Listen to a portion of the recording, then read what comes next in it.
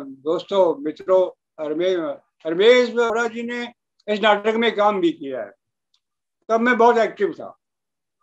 मेरा ख्याल है जब पहला मंचन हुआ नाटक का, पहले मंचन हुआ तो रमेश बोरा उसमें शामिल थे उसमें। तो he can tell you more about it. तो आप जो कर रहे हैं, एक ऐतिहासिक काम कर रहे हैं, ये बार बार होना चाहिए, जगह जगह होना चाहिए कि बच्चों, दोस्तों, नौजवानों, इस बात को आगे बढ़ाइए और एक हिस्टोरिकल काम में इसको उपभोग करिए। और मेरे जी का, आप सबका बहुत बहुत शुक्रिया, धन्यवाद।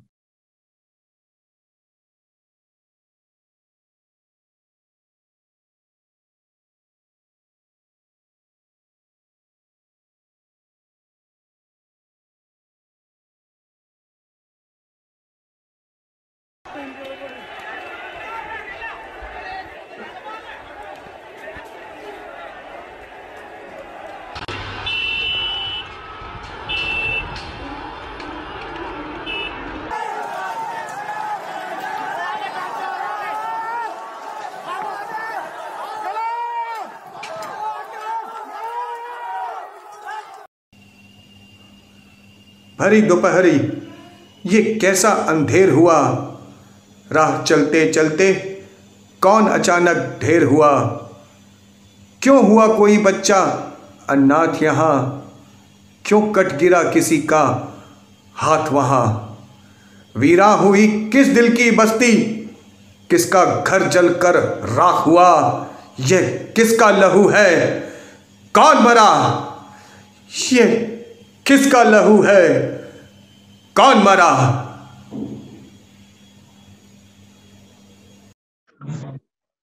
भाईजान। हाय राकेश। और राकेश भाई क्या हाल है? भाई ने तो कुछ बोला ही नहीं।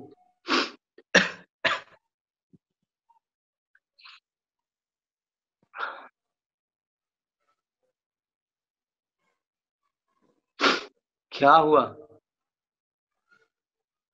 वही जो स्वाभिमान पर चोट लगने से होता है।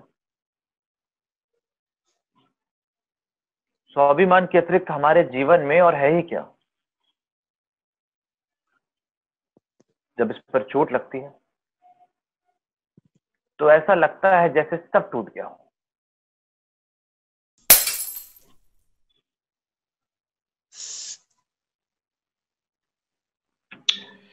देखो, इस बहते हुए खून को कितने लोग देख रहे हैं। लोग सिर्फ आवाज पे चौंकते हैं, वो भी पल भर के लिए। आवाज खत्म हुई तो सब खत्म।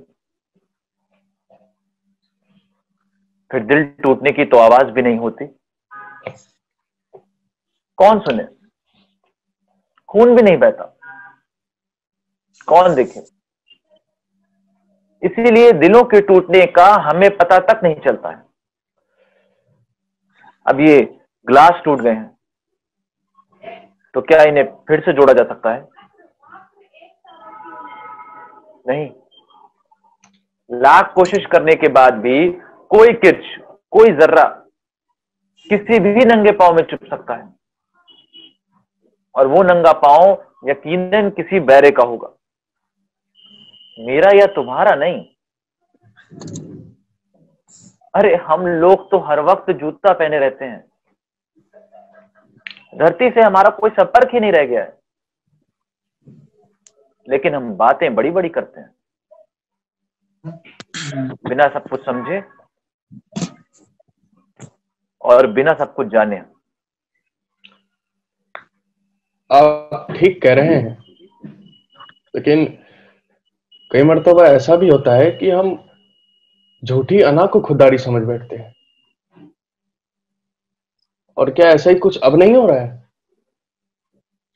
लेकिन मैं समझता हूँ कि बात झूठी अना या खुददारी की नहीं, बात उन नतीजों की होती है जो बाद में आम आदमी को भुगतने पड़ता है। सन 47 के वाकया से क्या मिला हमें? जितना खून खराबा मजहब के नाम पे हुआ, क्या उससे हमने कुछ नहीं सीखा? हाल की घटनाओं या अक्सर होते रहने वाले दंगे फसादों को देखकर तो ऐसा ही लगता है जैसे हमने कुछ नहीं सीखा। दरअसल बात यह है कि आम आदमी बहुत भोला होता है और उसके इस भोलेपन का फायदा उठाने से ये सियासतदान कभी नहीं चूकता।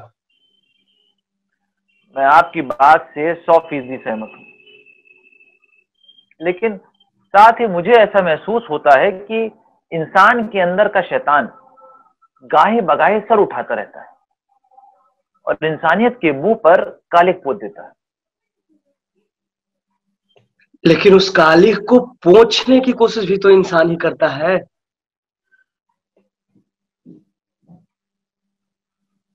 जब मैं दिल्ली आया, मुझे एक पंडित जी के घर पे रुकना पड़ा। पंडित जी अपनी मजहब की कई बड़ी अकीदत रखते थे, लेकिन दूसरे मजहबों की भी उतनी ही कद्र करते थे। उनकी बेटी का नाम सलमा था। सलमा? हाँ, सलमा। मुझे भी बड़ा अजीब सा लगा। मन में कई तरह के सवाल भी उठते थे, लेकिन पंडित जी से पूछूं, इतनी हिम्मत ही नहीं होती थी। लेकिन कुछ दिनों बाद मैंने झिझकते झिझकते पंडित जी से पूछ ही लिया, क्या माजरा है ये? उसके बाद पंडित जी ने जो कहानी सुनाई वो बड़ी ही दर्दनाक थी।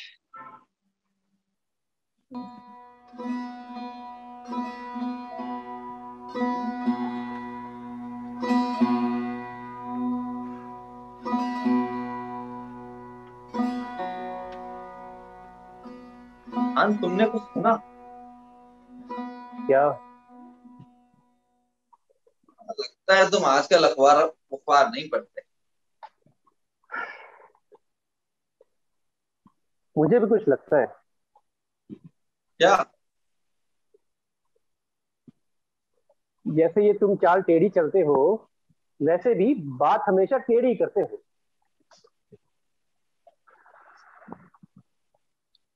हमारे आसपास की हवा कुछ भारी हो गई लगता है दोस्त। और मुझे ये भी लगता है कि हम कहीं प्रेमचंद के शतरंज के खिलाड़ियों की तरह शतरंज ही ना खेलते रह जाएं और बाजी वो अंग्रेज मार ले जाएं। अब पहेलियां बुझाना छोड़ो और सीधी बात करो। ये अंग्रेज अब हमारा क्या ले जाएंगे? अब तो वो अपना बोरिया बिस्तर गोल करने में लगे हुए हैं। खान, तुम मोटी बुद्धि के आदमी हो। तुम नहीं जानते ये अंग्रेज बड़े होशियार हैं। अपने बोरिया बिस्तर में हमारे शतरंज भी बांध कर ले जाएंगे और हम टापते ही रह जाएंगे।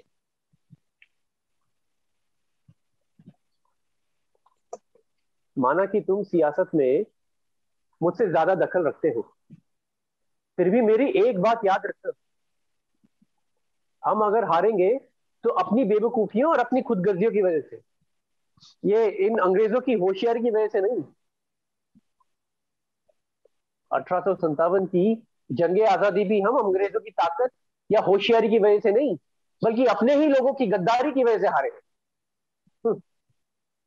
खान, तुम शायद नहीं जानते कि इतिहास सिर्फ हार जीत से सरोकार रखता है, कारणों से नहीं। इतिहास का सच सिर्फ यह है कि हम हारे थे, और इतिहास का सच सिर्फ यही होगा कि हम जीती हुई बाजी हारे थे। पर अभी तो हम बाजी जीत रहे हैं। यही तो फर्क है तुम में और मुझमें। तुम्हें बस जो सामने है वो दिखाई देता है, और मुझे जो सामने के पीछे है वो भी दिखाई देता है। आए बड़े 30 मार खान, बताओ तुम्हें सामने के पीछे क्या दिखाई देता है? देश का बंटवारा।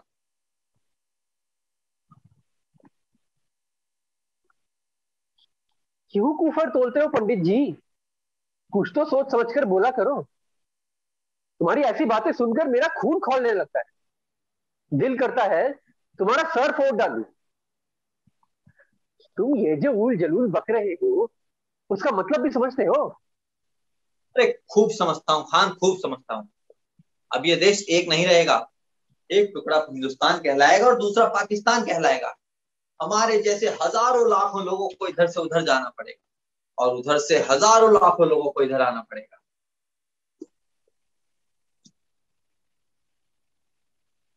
तो गांधी जी ने क्या झूठ कहा था कि पाकिस्तान उनकी लाश पर बनेगा?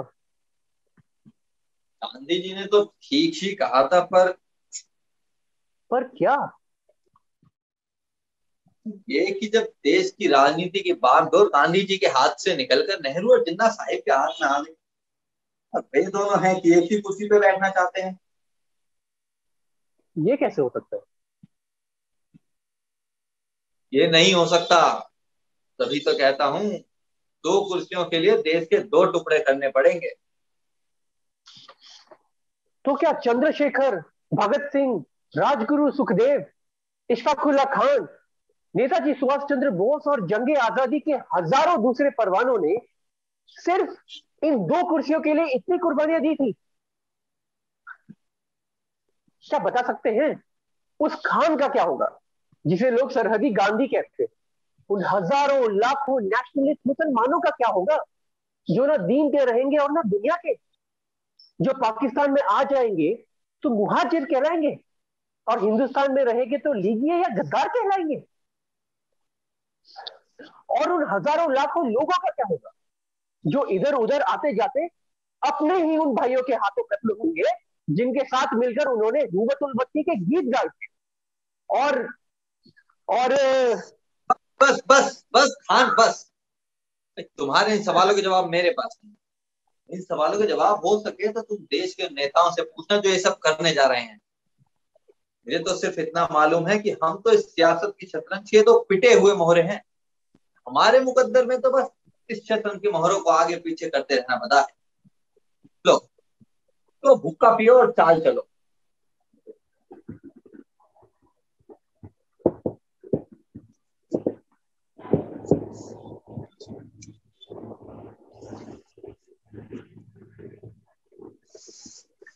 देखो सीता, अब्बू और पिताजी क्या कर रहे हैं, कहीं लड़ना पड़े। हम इसको साफ ही करते रहोगे या चाल भी चलोगे? खान के बच्चे, तूने मेरा धर्म भ्रष्ट कर दिया। तुम मुझे मुसलमान बनाना चाहते हो। ये नहीं होगा और ये कभी नहीं होगा। पंडित जी, मुसलमान तो तुम कब के बन चुके हो? क्या बचपन का वो जमाना भूल गए जब मेरी अम्मी की गोद में बैठकर मेरा हिस्सा भी हड़प कर जाया करते थे? अरे मेरा एहसान मानो कि तुम्हें काफिर से मोमीन बना दिया। अगर मैं काफिर हूं तो तुम मुझसे भी बड़ा काफिर है। भूल गया वो रामलीला में हनुमान कौन बना करता था? अब्बा, क्या सच में आप रामलीला में हनुमान बना करते थे? नहीं तो और क्या। मान क्या हुआ और आप क्या हुआ है? अरे मैं अपना मुंह फुला लिया करता था ऐसे। पिताजी, आप रामलीला में क्या बना करते थे? अरे कुछ भी ये नहीं क्या है। बताएगा। मैं बताता हूँ बेटी। अरे अरे चुप चुप। तुम्हारे अरे खान पिताजी, के बच्चे चुप। चुप चुप। अब तो मैं चुप। बिल्कुल ही चुप नहीं रहूंगा बेटी। अरे तुम्हारे पिताजी रामलीला में सीता जी बना करते थे और उन्हें मैं अपने कंधे पर बिठाया करता था। हाँ। आप उन्हें गिरा ही दिया करते होंगे।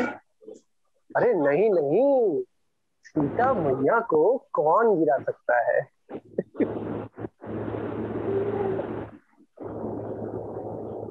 फिर आप हर वक्त लड़ते क्यों रहते हो?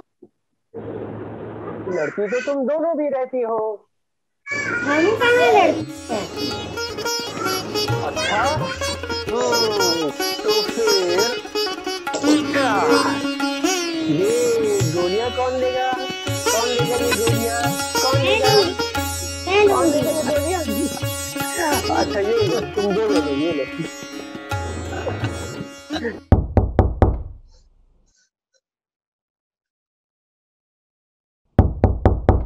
अरे मैं हूं खान।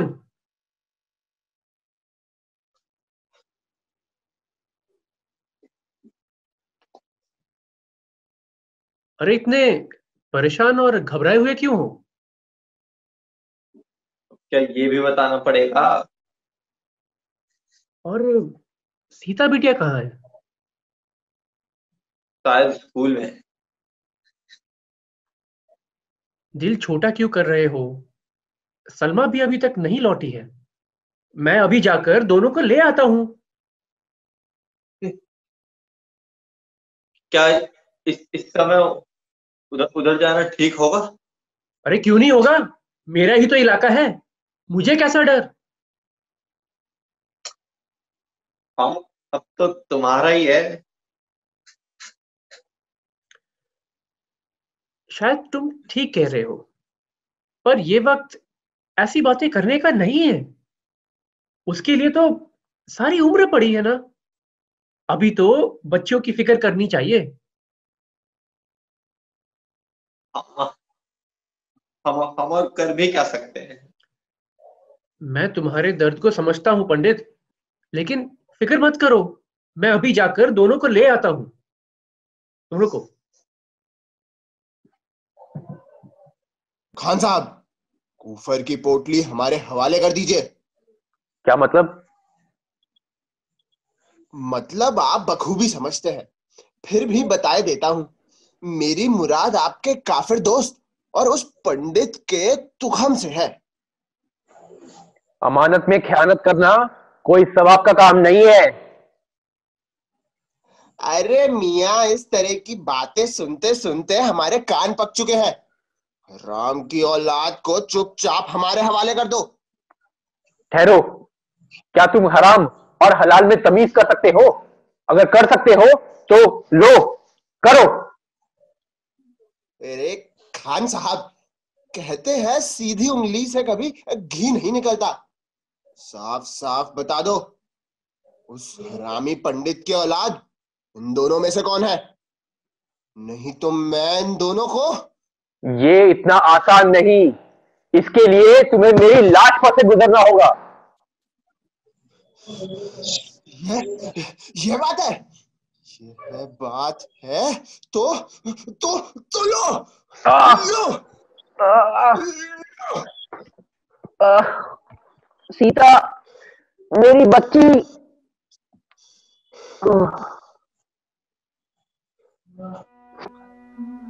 पर ना खान साहब लौटे और ना ही दोनों बच्चियां लौटे। इधर तो सिर्फ पंडित जी जो पीछे छोड़ आए थे, उसका गम इतना नहीं था जितना उस कर्ज का जो खान साहब उनके सिर वाजिब कर गए थे।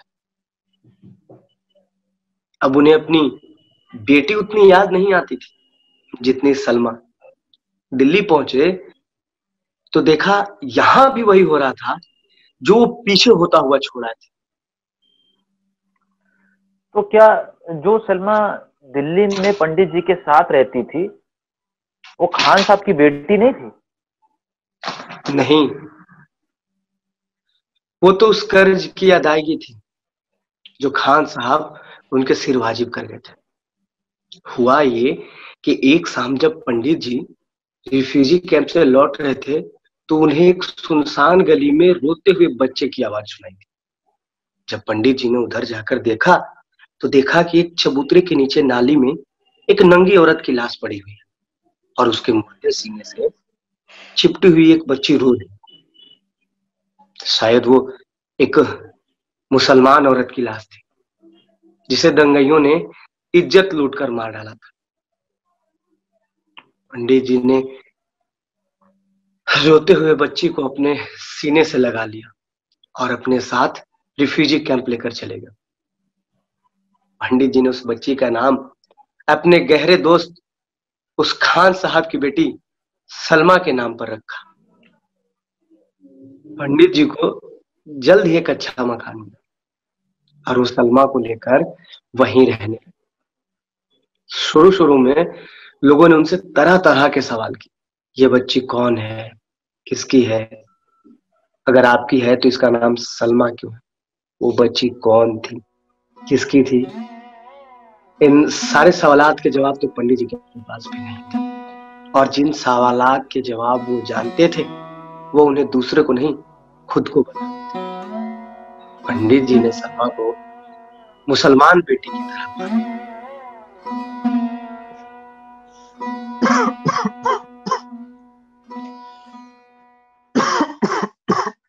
अब्बा, अब्बा जब आपसे नहीं बर्दाश्त होता है तो क्यों पीते हैं आप?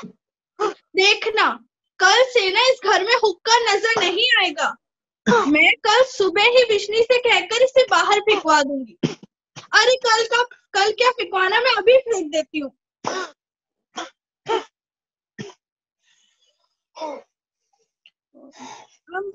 I'm sorry अब्बा, मैं नहीं जानती थी आप अपने हुक्के से इतना प्यार करते हैं। मैं कल सुबह ही नई चिल्लम मंगवा दूंगी। अब्बा, क्या हुआ, आप इतने उदास क्यों हो गए हैं? नहीं बेटी, जरा कोई याद आ गया। कौन? हाँ साहब,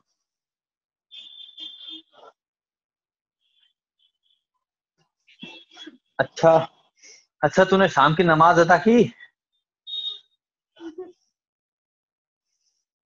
मैं देख रहा हूं तू दिन पर दिन लापरवाह होती जा रही है।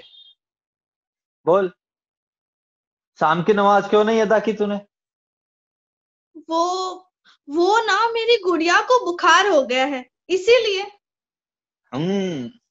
अब तुम्हारी गुड़िया और अपनी गुड़िया के लिए एक गुड्डा लाने का समय आ गया है। चलो तुम तब तक नमाज पढ़ लो, मैं इधर अपनी माला जप लेता हूँ।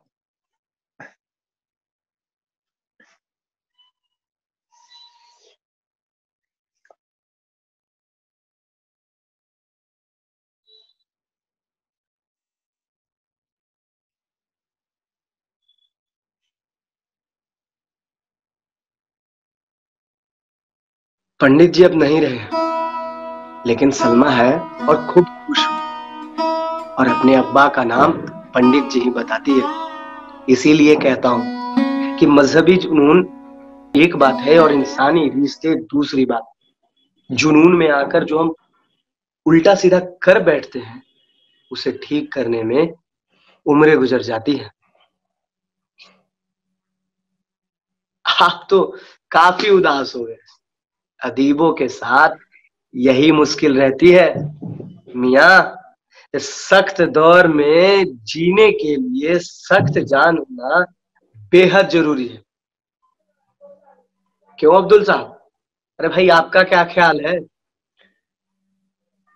आप ठीक कहते हैं, लेकिन कुछ उदासियां, कुछ यादें हमारी जिंदगी का सरमाया बनकर रह जाती हैं और उनसे आजाद हो पाना हमारे दिलों के लिए बहुत मुश्किल होता है। लगता है शर्मा जी को भी कुछ ऐसा ही याद हुआ है। क्यों शर्मा जी? हाँ, कुछ ऐसा ही है। बचपन में मेरा एक दोस्त हुआ करता था, नाम था उसका गफूर। मैं जितना दुबला पतला और सुस्त था, गफूर उतना ही चुस्त, फुर्तीला और शरारती था। अरे किसी लड़के की क्या मजाल जो मुझे कुछ कह जाता, और यदि कोई लड़का ऐसी हरकत कर भी बैठता तो गफूर मार मार कर उसका कचूमर निकाल देता था। इसके लिए उसे कई बार टीचर से और अब्बा से मार भी खानी पड़ती थी, लेकिन उसे इसकी कुछ परवाह नहीं थी। उसकी शरारतों में कोई फर्क नहीं पड़ता था।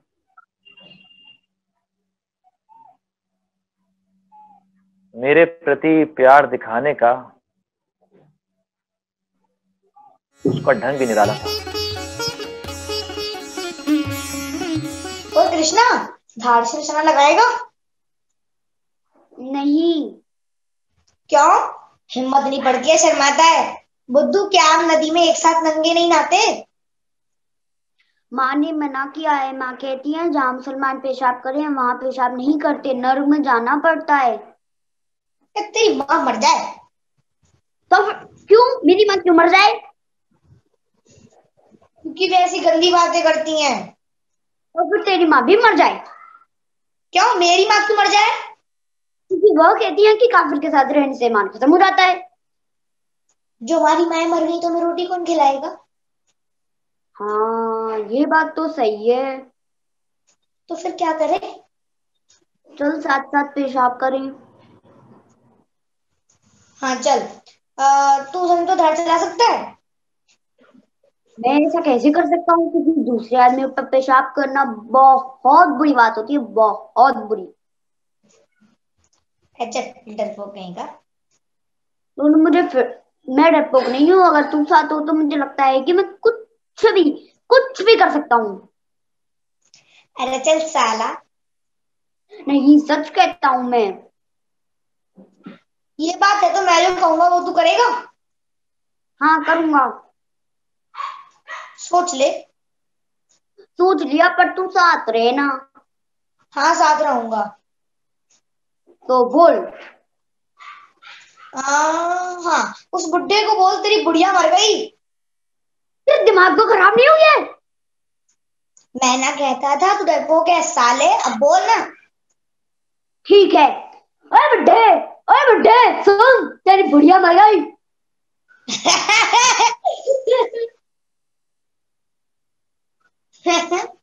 देख कितना मजा आया कृष्णा। तो आया, लेकिन अगर वो मुझे पकड़ लेता तो? फिर वही बात साला डरपोक। तूने मुझे फिर डरपोक कहा यार। अच्छा अब नहीं कहूंगा, तू सचमुच बहादुर है। चल घर चलते हैं, कबूतर उड़ाएंगे। हाँ चल।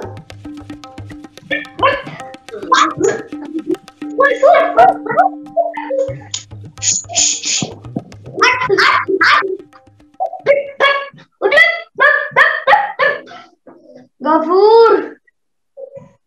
हाँ कृष्णा। मैं घर चलता हूँ। क्यों इतना जल्दी घर क्यों जाएगा?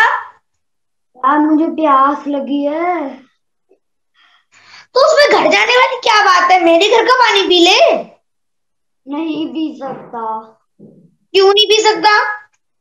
माँ ने मना किया है। माँ कहती है मुसलमानों के घर का पानी नहीं पीते, धर्म भ्रष्ट हो जाता है। तेरी माँ मर जाए तो फिर तेरी माँ भी मर जाए। क्यों मेरी माँ क्यों मर जाए? क्योंकि वह कहती है कि काफिर के साथ रहने से ईमान खत्म हो जाता है। तो फिर तू मेरे घर का पानी नहीं पिएगा? चल पी लूंगा, लेकिन एक शर्त है। क्या? तू किसी को भी नहीं बताएगा। ठीक है नहीं बताऊंगा, अब तो पी ले। कसम खा। अरे देवी माँ की कसम। तू झूठी कसम क्यों खाता है? देवी माँ की कसम झूठी होती है क्या? हाँ, मुसलमानों के लिए ये कसम झूठी होती है। तो अल्लाह मियाँ की कसम खा, अल्लाह मियाँ की।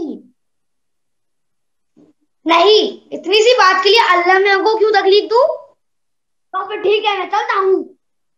नहीं, मैं तुझे नहीं आने दूंगा, रुक। छोड़ साले छोड़, घर जाऊंगा। अम्मा अम्मा अम्मा छोड़। छोड़ हरामी, छोड़ उसे। तू नहीं मानेगा, आखिर बेटा किसका है। मैं भी जब तेरी उम्र की थी ना तो इतनी ही शरारती थी, उसी की सजा आज तक भुगत रही हूँ। वो तो भला सूरत सही थी मेरी जो तेरे बाप को भाग गई, वरना तो जिंदगी भर बैठी रह जाती। अरे अरे छोड़ दे उसे, मार डालेगा क्या। मैं कहती हूँ छोड़ उसे, छोड़। नहीं छोड़। ये हमारे क्यों घर लड़ रहे हो तुम दोनों? और तू उसे हमारे घर का पानी क्यों नहीं पीने देती? अरे वो तो मैं दुनियादारी के डर से बोलती हूँ, वरना बच्चों में कोई धर्म का भेद करता है क्या। किसना, अरे ओ किसना, हाँ बैठ मेरे बेटे, मैं तेरे को चांदी के गिलास में पानी पिलाऊंगी और चांदी की थाली में चूरी खिलाऊंगी। कहते हैं चांदी के बर्तन में खाने पीने से धर्म भ्रष्ट नहीं होता। ये ले किसना, पानी पी मेरे बेटे। और ये ले किसना, चूरी भी खा। ये तू ऐसे दीदे फाड़ फाड़ के क्या देख रहा है? हाँ, ये ले, तू भी खा। हाँ हाँ हाँ, काट दिया हरामी। अम्मी को काटता है। हाँ, शाम को तू घर आई हो, एक बार तू मेरे हाथ लग गया ना, फिर तू देख मैं तेरी क्या गत बनाती हूँ। काट दिया। हाँ, दर्द हो रहा है। मैं आज शाम को घर ही नहीं आऊंगा। रोता है ना, इसलिए अपनी अम्मी को इतना सताता है। अरे अगर मेरे भी 3-4 होते ना तो तेरी परवाह ना करती। हाँ हाँ, कोई जरूरत नहीं है शाम को घर आने की। खबरदार जो घर के अंदर कदम रखा तो मत आइयो तू। मैं अम्मा, मैं भी तो तेरा ही बेटा हूं ना, फिर तू उदास क्यों होती है? हाँ कृष्णा, तू तो मेरा बहुत प्यारा बेटा है। अरे तू तो मुझे गफूर से भी ज्यादा पसंद है। एक बात बता, क्या तू भी अपनी माँ को ऐसे ही सताता है?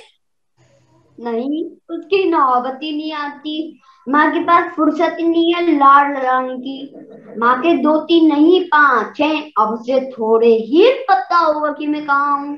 सोच रही होगी यही कहीं घूम रहा है। माँ की ना हमेशा सेवा करना, माँ की इज्जत करना। कहते हैं माँ की सेवा करने से जन्नत नसीब होती है। माँ को कभी परेशान मत करना। प्यारा बेटा, मेरा प्यारा बेटा है तो। हाँ बेटा बोल। अब क्या तू गफूर को सचमुच शाम को घर में नहीं आने देगी? नहीं रे, अरे ना उससे मेरे बिना रहा जाएगा, ना मुझसे उसके बिना रहा जाएगा। देख कैसे मुंह चिढ़ा रहा है मुझे वहीं से। हाँ, शर्म भी नहीं आती।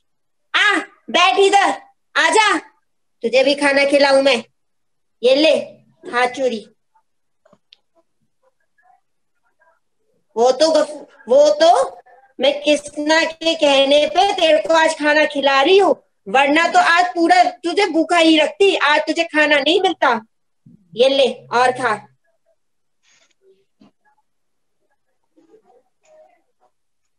खाओ मेरे बच्चों, मेरे प्यारे बच्चों। अल्लाह ताला तुम दोनों का याराना ऐसे ही बरकरार रखे, मेरे प्यारे बच्चे। गफूर थोड़ा शरारती है तो मेरी औलाद, मेरा प्यारा। एक बार पानी पी लिया तो फिर रोज पीने लगा। बाद में तो कभी कभी खाना भी वहीं खा लेता था। गफूर के अब्बा मम्मी बड़े अच्छे थे। अम्मी तो अपने पास रसोई में बिठाकर खाना खिलाती थी। कभी घी शक्कर से, कभी मीठ से। गफूर से कम प्यार नहीं करती, बस उसे अंदर नहीं घुसने देती थी। कुछ खाने को देती तो अलग बर्तन में, और गुस्सा भी नहीं मानता। वो उसे हर साल थी। लेकिन गफूर के प्रति माँ का ये व्यवहार देखकर मुझे कभी कभी बुरा जरूर लगता है। मैं जानता हूँ माँ को भी लगता था, पर हम हिंदुओं के संस्कारों ने हमारे पैरों में अजीब सी बेड़ियां डाल रखी हैं। हर हिंदू जाने या अनजाने में अपने आप को बड़ा और दूसरी जात वाले को छोटा समझता है। खैर छोड़ो इन बातों को। लेकिन गफूर का क्या हुआ? होना क्या था वही हुआ जो हजारों लाखों लोगों के साथ हुआ। हमारी छोटी मोटी मासूम शरारतें ज्यादा दिनों तक नहीं चली। बस यही तसल्ली है कि गफूर सही सलामत पाकिस्तान पहुंच गया। अब वो कहाँ है, कैसा है, क्या करता है, ये चाहूं भी तो नहीं जान सकता। उसके चले जाने के बाद मेरा बचपन एक खंडहर सा हो गया था, और वो खंडहर आज तक आबाद नहीं हो सका।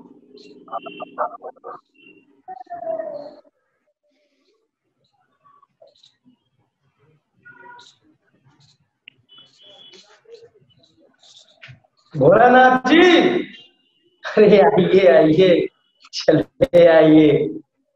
अरे अपने ही लोग बैठे हैं, कोई गैर नहीं, इसीलिए घबराने की कोई बात नहीं। अरे आइए आइए भोलानाथ, बुरा था कौन साला अरे है? आइए। मैं तो बस उसे मना रहा था कि वो भी अंदर आ जाए। उसे किसे? अरे भाई उसे ही। कुछ पता भी चले ये वो है कौन? जैसे हर लड़की अपने पति को वो जी और हमारे वो कहकर बुलाती है, ऐसे ही मैं अपनी हर प्रेमिका को वो कहता हूँ। आपका कुछ गुम हो गया है भोलानाथ जी।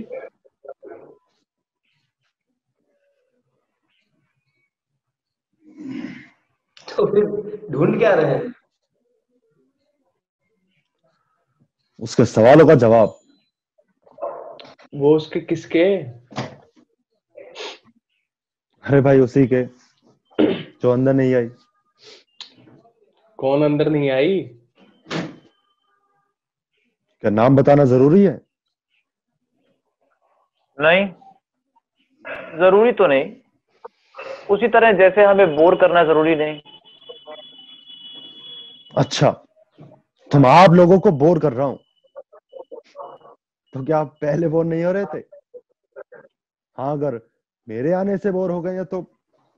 अरे अरे भाई, बैठ जाओ, बैठ जाओ।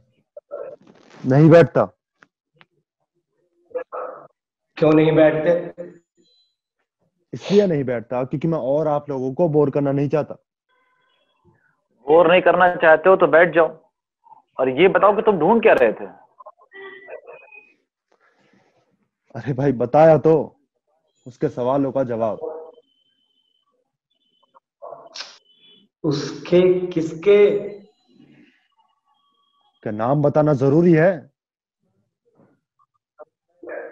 नहीं, जरूरी तो नहीं, फिर भी बता दो तो अच्छा है, ताकि बात आगे बढ़ सके। अच्छा, तो आप लोग बात आगे बढ़ाना चाहते हैं? बात को बढ़ाना तो लड़ाई करना हो जाता है। अरे मेरे भाई, क्यों नहीं समझते? तो फिर क्यों बढ़ाना चाहते हैं? और बात तो पहले ही आगे बढ़ चुकी है। मैंने बात को बढ़ाने की नहीं, बात को आगे बढ़ाने की बात की थी।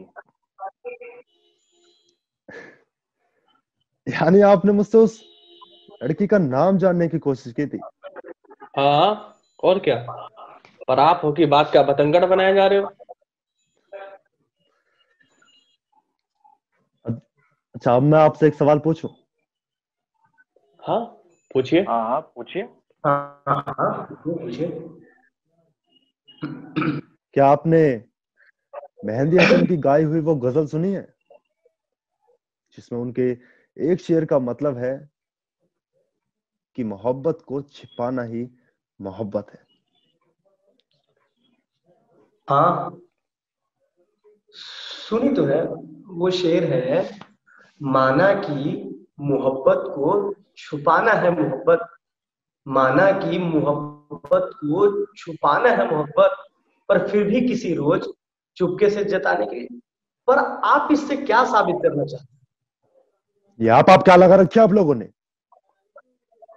क्या आप लोग दोस्त होकर भी बेतकल्लुफी से बात नहीं कर सकते? इस गैर जरूरी तकल्लुफ के कारण हम अपने में से किसी को अलग निकाल कर बैठा देते हैं, कभी इसको तो कभी उसको, और फिर खुद ही अपने मन में तरह तरह के शक पाल लेते हैं। तुम कहना क्या चाहते हो? जो बात तुमने मेहंदी हसन के शेर के साथ शुरू की थी, उसे पूरा क्यों नहीं करते? अरे तुम लोग पूरा करने दो तो करूं। अरे हाँ कीजिए, आप बात पूरी कीजिए। लो कैसे करूं? तुमने फिर ये आप लगाकर दूरी पैदा कर दी। अच्छा भाई माफ कर, ले आप हटाकर तुम पे आ जाता हूँ। बस बस अब और आगे बढ़ने के लिए ना कहना, नहीं तो बात तू तड़क पर आने का अंदेशा पैदा हो जाएगा। ये हुई ना बात। तो चलिए अब आगे सुनिए दास्ताने इश्क बौला रात।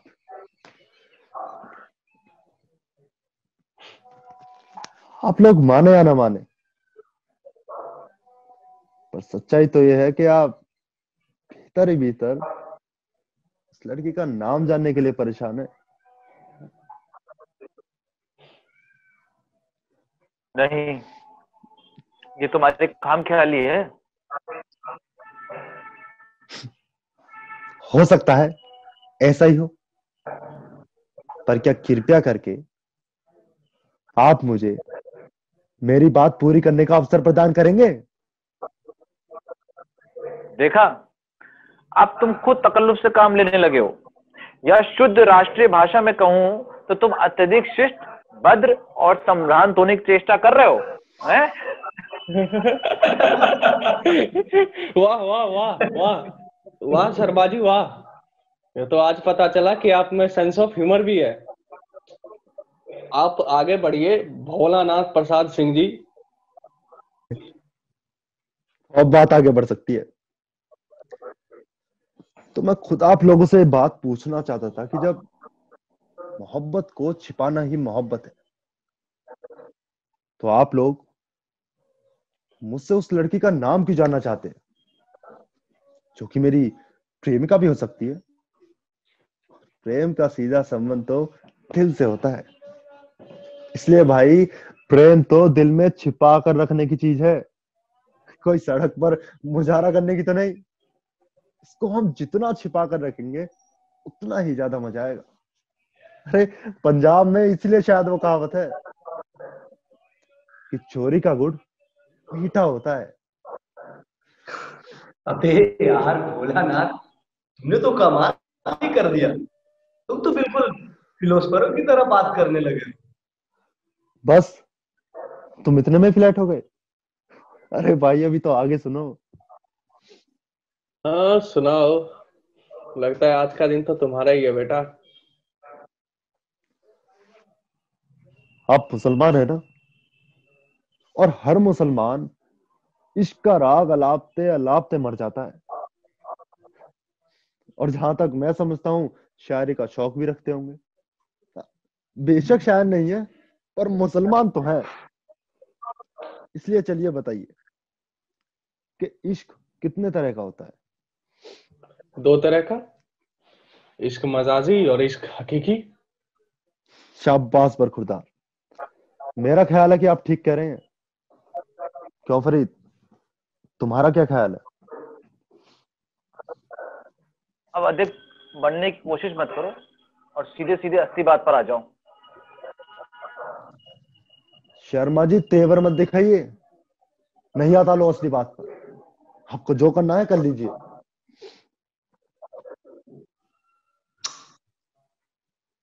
अरे शर्मा जी, आप कुछ नहीं समझते। कभी इसका क्या हो तो समझे। नाटक करते इधर उधर मुंह मारने को इश्क नहीं कहते।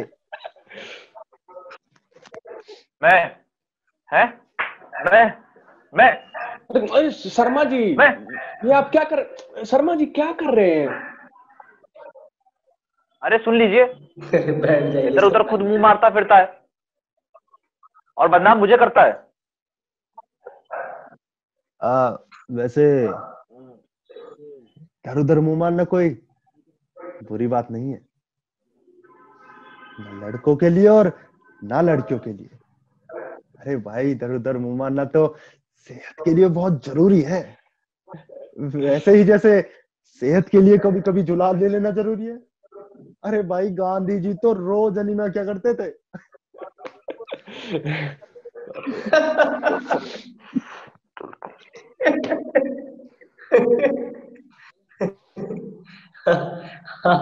हाँ भोलानाथ, तुम मुझसे कुछ पूछ रहे थे। भाई मैं तुमसे कुछ नहीं पूछ रहा था, और वैसे भी तुम मुझे बता ही क्या सकते हो। ये भी ठीक है। मैं तो बस तुमसे अब्दुल की बात की तायद चाहता था। तो चलिए मैं तय कर देता हूं कि इश्क दो तरह का होता है, इश्क मजाजी और इश्क हकीकी। अब आगे बोलिए। अब आगे क्या बोलना। अब जब इश्क मजाजी को हम इतना छिपा कर रखते हैं, तो इश्क हकीकी के मामले में तो हमें और चौकन्ना होना चाहिए। पर होता क्या है, हम मंदिर मस्जिद और गुरुद्वारों में सुबह शाम उसके नाम का ढिंडोरा पीटते रहते हैं। अरे भाई, जो चीज दिल में सात पर्दे के अंदर छिपा कर रखने की है, उसे हम खुलेआम सड़कों पर उछालते फिरते हैं। वाह वाह भोलेनाथ वाह। बात तो कुछ ऐसी ही है। धर्म या मजहब जब तक एक डिसिप्लिन रहता है तब तक तो ठीक रहता है, लेकिन जब ये एक रिचुअल का रूप धारण कर लेता है तो गड़बड़ शुरू हो जाती है। और ऐसी स्थिति में हमारे अंदर का कठमुल्लापन तरह तरह के रूप धारण करके सड़क पर बाविला मचाना आरंभ कर देता है। पर बात शायद इतनी ही नहीं। मेरे विचार में जहां प्यार करना आदमी की फितरत में शामिल है, वहां लड़ना झगड़ना भी आदमी के फितरत में शामिल है। इस लड़ाई झगड़े के वो सैकड़ों बहाने ढूंढ देता है। अगर केवल मजहबी लड़ाई झगड़ों दंगे फसादों का कारण होता तो एक ही मजहब के लोग आपस में क्यों लड़ते? लड़ाई झगड़े मजहब के नाम पर नहीं होते, कभी पूंजीवाद के नाम पर तो कभी कम्युनिज्म के नाम पर। वैसे गड़बड़ आदमी के अंदर ही कहीं है। हम सबके भीतर एक हिटलर, एक मुसोलिनी, एक चटसंस्की बैठा है। असल में ये आदमियों के नाम नहीं, बल्कि हमारे अंदर के बंद रूहों के नाम है। अगर हम अपने अंदर के इन शैतानों को अंदर ही मारकर दफन न कर दें, तो ये बाहर आकर वही करेंगे जो इन नामों वाले आदमियों ने किया। क्यों भोलानाथ, तुम्हारा इस बारे में क्या कहना है? मेरा क्या कहना भाई लोगों, मेरी बात तो आपको उल्टी ही लगेगी। नहीं लगेगी। तुम बिना झिझक के कुछ भी कह सकते हो। तो मैं ये कहता हूं कि हमें अधिक से अधिक खेल के मैदान बनाने चाहिए। ये क्या बात हुई? शर्मा जी माफ करना, आपको बात जरा देर से समझ आती है। तुम बात ही ऐसी करते हो कि मैं बात ऐसी वैसी नहीं करता। हाँ, थोड़ी टेढ़ी जरूर करता हूँ, टेढ़ी खोपड़ी का आदमी हूं ना। अब जरा सोचिए कि जब आदमियों ने लड़ना झगड़ना भी है और फिर मिलजुल कर साथ रहना भी है, तो क्या ये ठीक नहीं होगा कि वो खेल के मैदान में लड़े झगड़े और मैच खत्म हो जाने के बाद एक दूसरे को गले लगाए शिकवे दूर करे। अब इसके लिए अगर मैंने ये कहा कि हमें अधिक से अधिक खेल के मैदान बनाने चाहिए, तो बताइए क्या गलत कहा मैंने? कुछ भी तो नहीं। अरे खेल में एक डिसिप्लिन तो होता है, इसलिए अगर हम खेल के मैदान में लड़ेंगे भी तो एक डिसिप्लिन में लड़ेंगे। इसीलिए मैं कहता हूं कि हिंदुस्तान और पाकिस्तान के बीच हॉकी, क्रिकेट और फुटबॉल आदि के मैच होते ही रहने चाहिए, क्योंकि जंग लड़ने से तो मंच लड़ना अच्छा है। लड़ना तो उन्हें है ही, क्योंकि वो एक दूसरे के शरीक है। और भाई पंजाबियों की शरीकेबाजी तो मशहूर है ही। लेकिन इन दोनों को एक बात का खास ख्याल रखना होगा कि पाकिस्तानियों को अपनी नानी की खोज में हिंदुस्तान आना पड़ेगा और हिंदुस्तानियों को अपनी दादी की खोज में पाकिस्तान जाना पड़ेगा। वाह, ये इतनी बातें तुमने कहाँ से सीखी भैया जी? देखने में तो तुम बुद्धू लगता हूं ना? नहीं, ये मैं कैसे कह सकता हूँ? आप नहीं कह सकते, मैं तो कह सकता हूँ खुद को बुद्धू, और मैं हूं भी। अरे नहीं, आप तो। अरे जब मैं कहता हूं तो आप मान क्यों नहीं लेते? चलिए आप नहीं मानते, शर्मा जी तो मान ही लेंगे। चलिए, अगर आप जिद ही करते हैं तो हम मान ही लेते हैं। हम मान ही रहे हैं तो इस बुद्धू की एक बात और मान लीजिए कि हिटलर ने लाख चाहा कि वो इस दुनिया से यहूदियों का नामो निशान मिटा दे, पर क्या मिटा सका? नहीं ना। इसी तरीके से क्या सभी हिंदू सभी मुसलमानों को खत्म कर सकते हैं, या सभी मुसलमान सभी हिंदुओं को खत्म कर सकते हैं? नहीं ना। और हम ये भी कैसे मान ले कि सभी हिंदू अच्छे होते हैं और मुसलमान बुरे, या सब मुसलमान अच्छे होते हैं और हिंदू बुरे?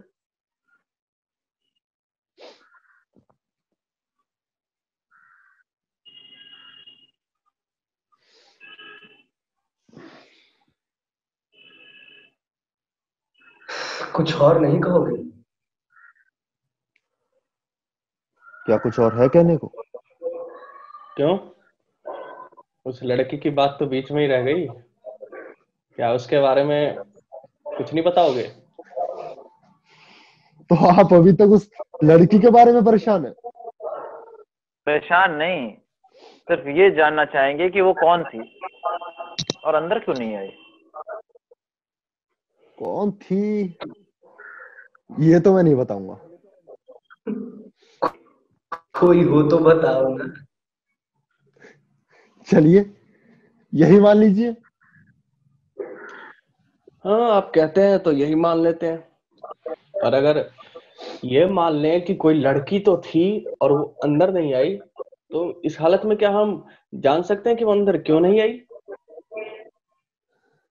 इसलिए कि उन्हें लगा कि आप लोग यहाँ बैठे किसी का मातम मना रहे हैं, और जब भी कोई लड़की किसी लड़के के साथ बाहर घूमने निकलती है तो वो हंसते खेलते रहना चाहती है। लगता है लड़कियों के बारे में तुम अच्छी जानकारी रखते हो। हाँ शायद।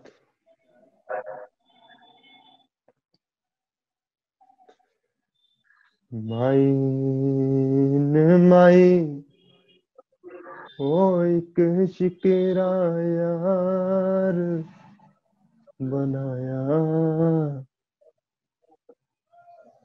एक उड़ारियों ने ऐसी मारी के फिर मुड़े वतनी ना आया।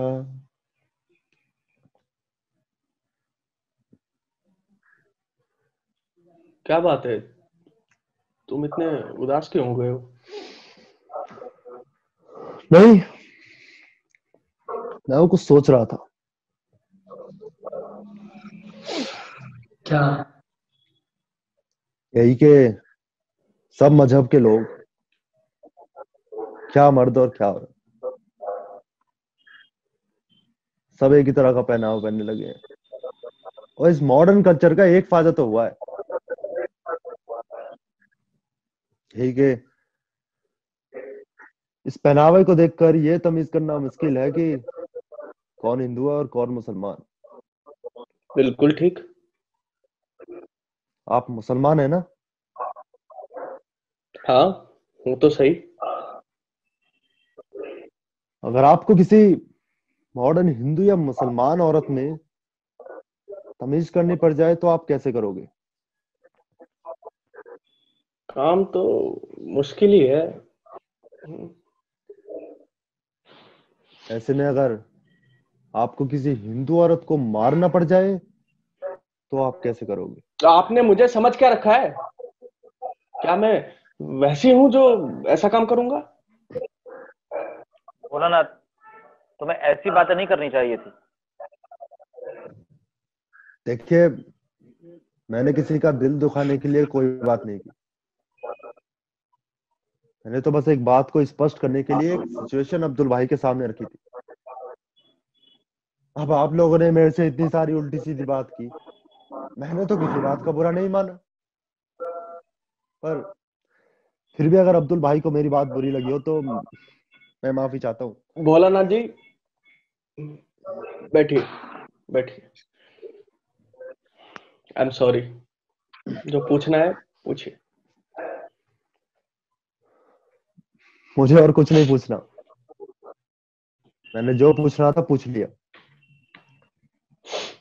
वैसे अगर इसी तरह का सवाल आप मुझसे पूछते तो मैं बुरा नहीं मानता। अगर आप मुझसे पूछते कि उस सिचुएशन में मैं क्या करता, तो मैं यही कहता कि मेरे लिए उस हालात में एक हिंदू और मुसलमान औरत में तमीज करना मुश्किल हो जाता।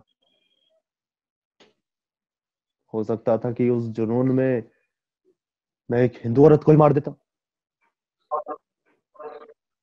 मैं आपकी बात समझ गया। आपका मतलब यही है ना कि हमारे पास इस तरह का कोई पैमाना या इंस्ट्रूमेंट नहीं है कि हम शक्ल या लिबास देखकर सही फैसला कर सकें। बिल्कुल ठीक। तो मैं आप ही की बात को स्पष्ट करने के लिए आपको एक किस्सा सुनाता हूं, पर उससे पहले एक शेर सुन लीजिए। इरशाद इरशाद। पहला शेर एक नए शायर जमाली का है कि ए पड़ोसी ये जो बच्चा है तेरे नेज़े पर, कि ए पड़ोसी ये जो बच्चा है तेरे नेज़े पर, तेरा बबलू कल इसे ढूंढ के रोएगा बहुत। वाह, बहुत बहुत। एक और शेर है पाकिस्तानी शायर सरफराज का। जी सुनाइए। कि शोर से चिड़ियों के तंग आकर, कि शोर से चिड़ियों के तंग आकर पेड़ तो हमने काट दिया था, अब जब किरणें नाच रही हैं तो घर घर साया ढूंढ रहे हैं। वाह, बहुत।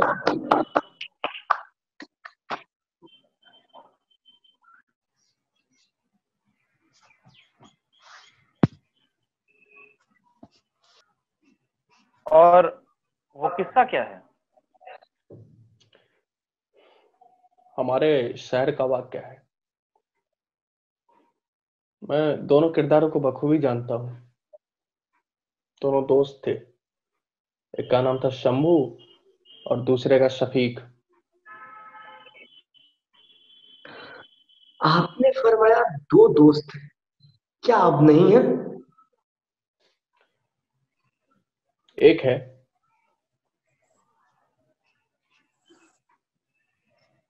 दूसरे का क्या हुआ?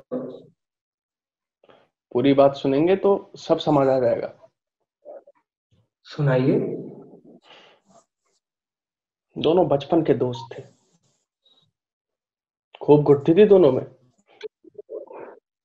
किसी ने उन्हें कभी अकेले नहीं देखा। कभी ऐसा मौका आ जाता उन्हें लोगों के सवालों का जवाब देना मुश्किल हो जाता, और उनकी हिमाकतें भी देखते ही बनती थी।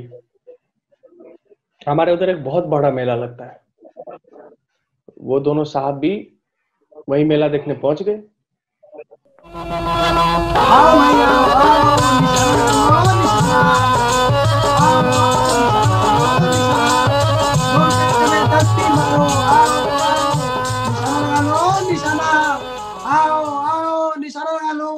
सभी गुब्बारे फोड़ने वाले को 10 रुपए इनाम मिलेगा। आओ भाई आओ आओ आओ भाई, निशाने लगाओ। आओ आओ भाई आओ आओ आओ। शफीक, ओ शफीक, चल चल गुब्बारे फोड़ते हैं। क्या है यार शंभू, तू भी बच्चे की तरह मचलने लग जाता है। तू देख तो सही, बड़े मजे आएंगे। हम 10 गुब्बारे आसानी से फोड़ लेंगे और 10 रुपए चुटकी में हमारे पास होंगे। देख लेना, मेरा निशाना अचूक होगा। रहने दे यार शंभू, इससे तो अच्छा है अपन झूला झूल लेते हैं। क्या रखा है गुब्बारे फोड़ने में? झूला हम जीती हुई रकम से झूलेंगे भाई। चलाना, पहले गुब्बारे फोड़ते हैं। अरे ठीक है, फिर तू है ना 20 गुब्बारे फोड़ना, 20 रुपए मिलेंगे। अरे ओ गुब्बारे वाले भैया, अरे ओ। हाँ हाँ हाँ, ये लो 2 रुपए और हमारा शंभू गुब्बारे फोड़ेगा। बिल्कुल बिल्कुल भाई, आओ, आप ही के लिए तो हाजिर है, आओ। यो, तू नहीं फोड़ेगा गुब्बारे? यार मेरा है ना निशाना कमजोर है, तू ही तसल्ली से गुब्बारे फोड़। जा, हो जा शुरू। 20 रुपए मिलेंगे ना? जैसी तेरी मर्जी। लाओ भैया, लाओ। लो भाई, लो लो लो लो।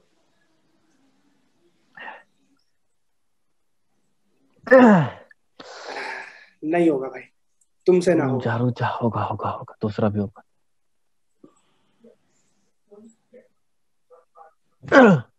अरे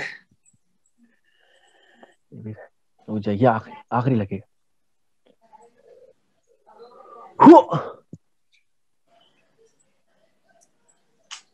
क्या हो गई तसल्ली? भाई 10 गुब्बारे फोड़ने चला था, 2 भी नहीं फूटे। यार वो मेरा हाथ कुछ जमा नहीं था। अब आ गया समझ में मुझे कैसे निशाना लगाना है। एक दफा और मौका लेने दे, अब लेने दे मौका तू। अब की बार 10 रुपए जीत कर ही रहूंगा। चल ठीक है। अरे गुब्बारे वाले भैया, ये भैया, लो भैया। 2 रुपए और हमारा शंभू और खेलेगा।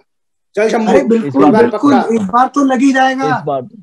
इस बार दो भैया, इस बार लो भैया, लो लो।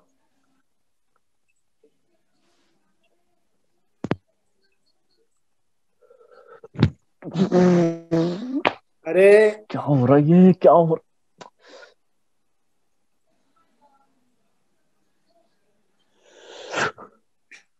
फिर 2 रुपए लगाएगा मेरे?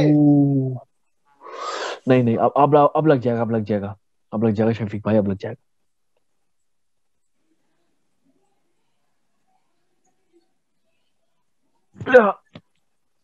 अरे भाई हो गई तसल्ली कि और खेलेगा। यार मुझे तो अब लग रहा है इसके तीर में ही कुछ गड़बड़ है। अच्छा, वरना मेरा निशाना नहीं चूकता यार। अब रहने दे और कट ले यहाँ से। गोदने गुदवालो गोदने, गोदने गुदवालो गोदने, ओ भैया गोदने गुदवालो। हाथ मुंह बाजू सीने माथे पर बेल बूटे गुदवालो। बजरंग बली गुदवालो, शिवजी गुदवालो, मोर तोता पपीहा शेर गुदवालो, अपने नाम गुदवालो। ओ शफीक, शफीक चलना, अपन गोतना गुदवाते हैं, चल। नहीं, अबे तू कोई लड़की है जो गोदने गुदवाएगा? शफीक तो रुक तो सही। क्या बढ़िया नमूने गोद रहा है ये गोदने वाला, तू देख तो सही। देख लिया, अब चल। तू रुक तो सही। बाबूजी, बाबूजी काहे इतना किंतु परंतु करते हैं?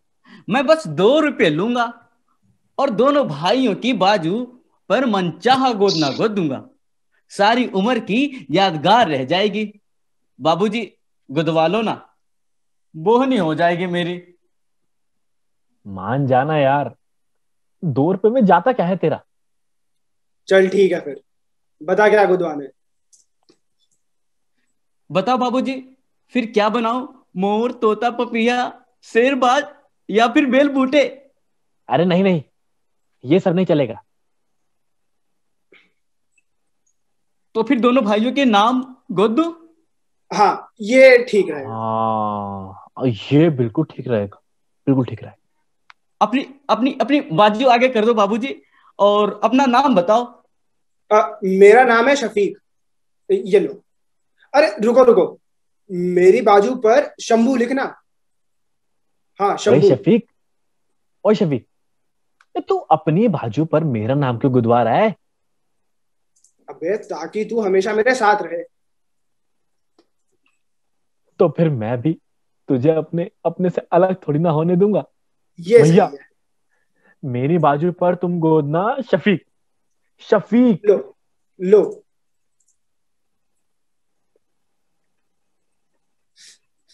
अरे भाई आराम से भाई। चुप रहा है ये तो। तेरे भी चुप रहा है क्या? भाई जरा दर्द सी तो हो रही है। ये देख अरे शंभू, बन गया। ये देख ये देख ये देख शफीक, ये देख। अब तू हमेशा मेरे साथ रहेगा। मेले में भी तू भी रहेगा बिछड़ेंगे मेरे नहीं हम। साथ, तू हाँ भी रहेगा मेरे साथ। ये लो भैया अपने पैसे।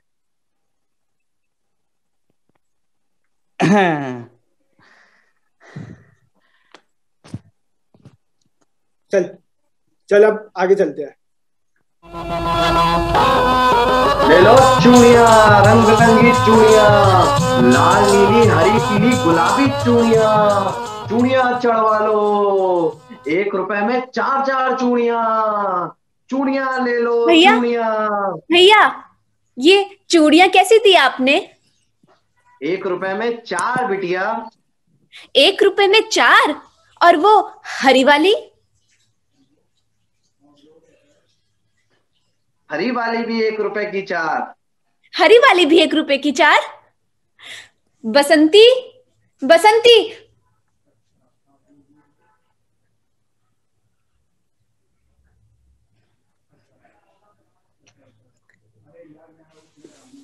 बसंती देखना ये चूड़ियां कैसी लगी तुझे? ये नहीं, वो वाली। वो वाली? भैया वो दूसरी वाली दिखाओ ना। ये लो बिटिया।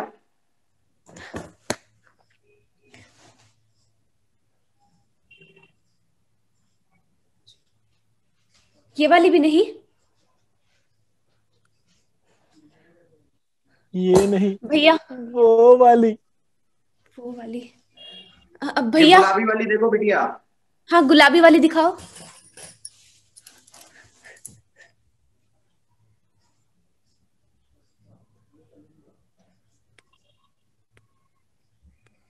हाँ हाँ हाँ, अरे यही वाली। भैया ये गुलाबी चूड़ियां दे दो मुझे। ठीक ठीक बेटा।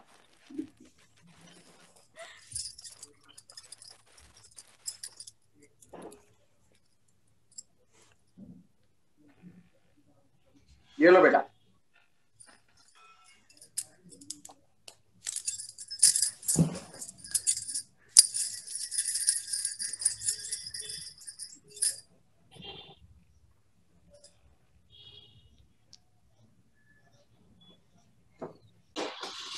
क्यों बे कहाँ रह गया था?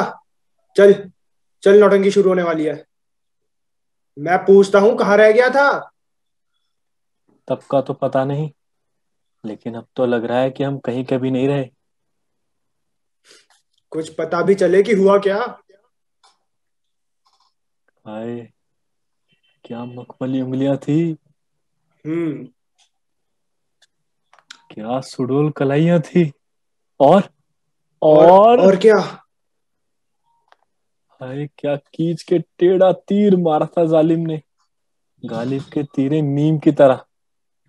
हाय वो शराबी आंखें। शराबी आंखें और गोरा रंग और ऊपर से धानी चुनरिया। अरे अरे वही थी ना जो अभी अभी अपनी चूड़ियां बनवा कर गई है। और जिसका नाम है, बताओ ना शफीक, शफीक बताओ ना। जिसका क्या नाम है इसका? बेला। बेला। तुझे कैसे पता? मुझे तो ये भी पता है कि वो अपने शहर की रहने वाली है। हाँ अपने शहर की। और ये भी कि हमारे पास वाले मोहल्ले में रहती है। पीछे वाले में ही। हाँ और इसके पिताजी थानेदार है। बड़े ही कठोर किस्म के इंसान है। और जो कि मेरे अब्बा के बचपन के दोस्त हैं। देखो थानेदार साहब अपनी बेटी का रिश्ता किसी सरकारी नौकरी वाले से कराना चाहते हैं। और किसी सरकारी नौकरी वाले लड़के का मिलना मुश्किल है, और तेरे पास तो सरकारी नौकरी है नहीं, क्योंकि तेरे को निशाना चूकने से फुर्सत तो मिलती नहीं है ना? तो तेरा तो रिश्ता नहीं हो पाएगा। अरे कर लूंगा भाई मैं नौकरी, मन लगाकर पढ़ूंगा और सरकारी नौकरी हासिल करके रहूंगा, देख लेना तुम। चल चल देखते हैं। अरे फिर तो बनवा देगा ना, मेरी बात है। देखते हैं, तू पहले कंपटीशन की तैयारी कर, बाकी सब मैं देख लूंगा। चल चल। बाद में बड़ा ही दिलचस्प वाकया हुआ। बेला भी शंभू को दिल दे बैठी। अब युवा प्रेमियों को मिलाने की जिम्मेवारी शरीफ पर आन पड़ी, तो शफीक ने इसका एक हल निकाला। शफीक के अब्बा और बेला के पिता बचपन के गहरे दोस्त थे। दोनों स्कूल में साथ साथ पढ़े थे और दोनों परिवारों का एक दूसरे के घर आना जाना भी था। तो शफीक ने शंभू के पिता की रजामंदी से अपने अब्बा की मार्फत बेला के लिए शंभू का रिश्ता भिजवा दिया, और शंभू उन्हीं की बिरादरी का था और उसके रेलवे में नई नई सरकारी नौकरी भी लगी थी। बेला के पिता ने अपनी बेटी का रिश्ता शंभू से तय कर दिया। तुम जिस दिलचस्प वाक्य की बात कर रहे थे वो तो कहीं आया ही नहीं। उसी पर तो आ रहा हूँ। बेला और शंभू के बिरादरी में कुछ ऐसा होता है कि लड़का और लड़की शादी से पहले आपस में नहीं मिल सकते। और उधर क्या हुआ कि शंभू की ज्वाइनिंग आ गई और उसे अगले ही दिन पटना के लिए निकलना था। अब दोनों मिले तो कैसे? तो शफीक ने इसका एक तोड़ निकाला। जब बेला के घर वाले शादी की खरीदारी करने बाजार गए हुए थे और बेला घर पे अकेली थी, शफीक ने चुपके से शंभू को बेला के घर बुला लिया। अच्छा, उसके बाद क्या हुआ? उसके बाद ये हुआ कि शंभू ने उस दिन आधे बाजू की कमीज पहनी हुई थी और उसके सीधे बाजू पर वही उर्दू जबान में शफीक गुदा हुआ था, और उसे किसी एक तंगदिल इंसान ने देख लिया और उस रोज वो तूफान मचा कि पूछो मत। लो बोलो, कर लो बात। बोला ये भी कोई बात हुई? हिंदू की लड़की मुसलमान का लड़का, राम राम राम राम, अकेली लड़की देखी घर में घुसा। घर घुस गया और वो भी अकेली देकर। अब तो हमें भी देखना चाहिए कि क्या कांड हो रहा है घर के अंदर। लव जहाद हो रहा है घर के अंदर। भोली भाली हिंदू लड़कियों को बहला फुसलाकर मुसलमान बनाया जा रहा है। तुमने देखा भी है या यूं ही बके चले जा रहे हो चचा? लो कर लो बात। मैंने अपनी आंखों से उसके हाथ पर नाम गुदा देखा है, शफीक। शफीक नाम है उसका, जो थानेदार साहब के घर के अंदर घुसकर एक हिंदू लड़की की इज्जत उतार रहा है। एक मुसलमान लौंडा हमारी इज्जत पर हाथ डालना ये हम कहीं बर्दाश्त नहीं कर सकते। ऐसे तो ये मुसलमान लौंडे इंडिया को पाकिस्तान बना के रख देंगे। हम अपने देश को पाकिस्तान कभी नहीं बनने देंगे। खून की नदियां बहा देंगे, खून की निकालो, बाहर निकालो उसे, अभी सब बराबर कर देंगे। पाकिस्तान मुर्दाबाद, पाकिस्तान मुर्दाबाद। अभी बेला के घर के बाहर हंगामा चल ही रहा था कि शफीक भागा भागा गया और बेला के पिताजी को बुला लाया। क्या बात है लाला जी, हमारे घर के बाहर ये हंगामा क्यों मचा रखा है? थानेदार साहब, जब एक बार आप अपने घर के अंदर देख लोगे कि क्या कारस्तानी चल रही है, तब आपको पता चलेगा कि क्या हंगामा मचा रखा है। एक मुसलमान छोरा आपके घर में घुसा है मुंह काला करने। हाँ खबरदार लाला, जो हमारी बेटी के बारे में उल्टी सीधी बकवास की, एक हाथ दिया ना जमा कर तो धोती गीली कर दूंगा। ऐसी गत बनाऊंगा कि सारी उम्र टांगों पर चल ना पाओगे। गली से गुजरती औरतों को जिस तरह तुम घूरा करते हो उसे क्या मोहल्ले वाले नहीं जानते? ना बच्ची देखते हो ना अम्मा छोड़ते हो। और वो दिन भूल गए जिस दिन जब कन्हैया की बहू का हाथ पकड़ लिया था और मोहल्ले की औरतों ने मिलकर तुम्हारी इज्जत उतारी थी। बड़े चले आए हिंदू मुसलमान करने।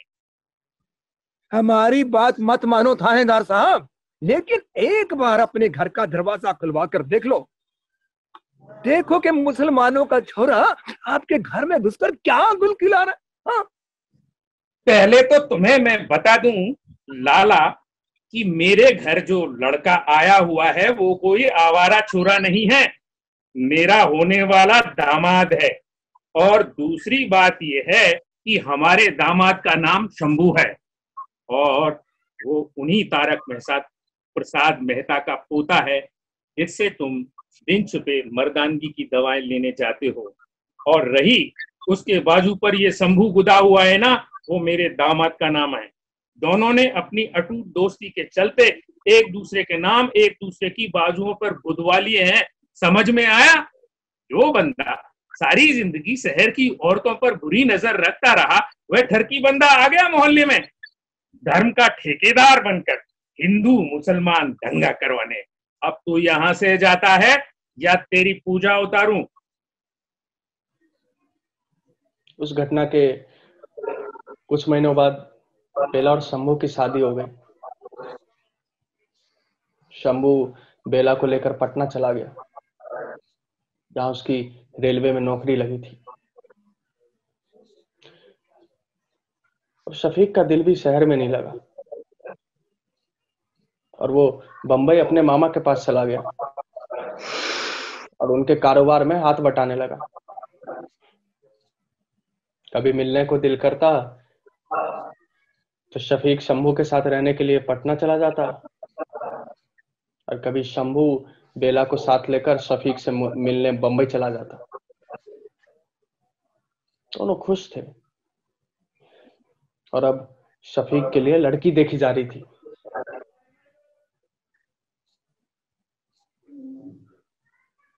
लेकिन तब बंबई में दंगे फसाद शुरू हो गए।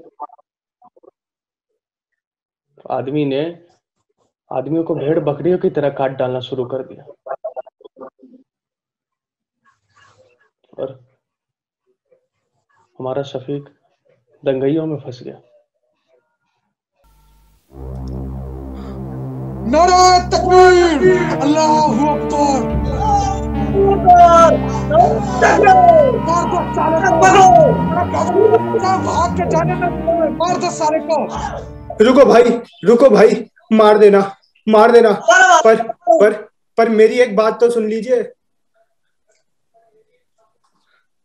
हाँ, क्या बात है, बता। सब मजहब एक ही बात सिखाते हैं कि रब एक है और सब इंसान एक है। फिर आप में और मुझ में क्या फर्क है? झूठ बोलता है। फिर हो तुम, झूठ बोलता है, मारो इसे। अगर तुम्हारा यही पैमाना है तब भी आपको मुझे नहीं मारना चाहिए। मैं काफिर नहीं हूँ, मैं भी आपकी तरह अल्लाह वाला हूँ। साला झूठ बोलता है। तो फिर ये बाजू पे शंभू कौन है? ये शंभू मेरा दोस्त है, मेरा बचपन का दोस्त। झूठ बोलता है। मारो इसे बच्चों, मारो साले को। नहीं। अल्लाह, मेरे मौला, मेरे शंभू के साथ ऐसा ना होने देना।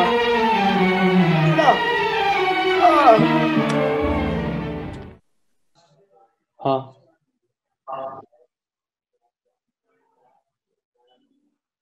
शंभू ने अपना वो बाजू काट डाला जिस पर शफीक गुदा हुआ था। शफीक मारा गया? नहीं, ऐसा नहीं हो सकता। ऐसा नहीं हो सकता भगवान। शफीक, शफीक, ऐसा नहीं हो सकता, ऐसा नहीं हो सकता। बाजू ही तो सही शफीक के नाम की मेरे पास।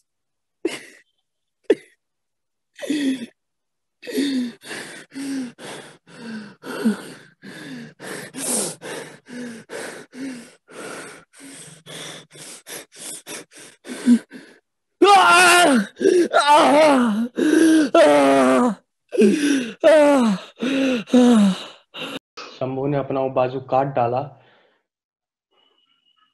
जिस पर शफीक लिखा हुआ था।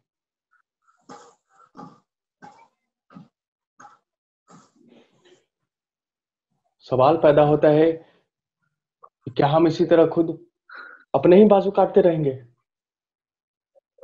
सवाल उठता है कि क्या हम इसी तरह खुद अपने ही बाजू काटते रहेंगे? सवाल पैदा होता है कि क्या हम इसी तरह खुद अपने ही बाजू काटते रहेंगे? क्या हम खुद इसी तरह अपने ही बाजू काटते रहेंगे? क्या हम खुद इसी तरह अपने ही बाजू काटते रहेंगे? अपने ही क्या हम इसी तरह खुद अपने ही बाजू काटते रहेंगे? क्या हम इसी तरह खुद अपने ही बाजू काटते रहेंगे? अपने ही बाजू, अपने ही बाजू। क्या हम खुद इसी तरह अपने ही बाजू काटते रहेंगे? क्या हम इसी तरह खुद अपने ही बाजू काटते रहेंगे? अपने ही बाजू। नहीं।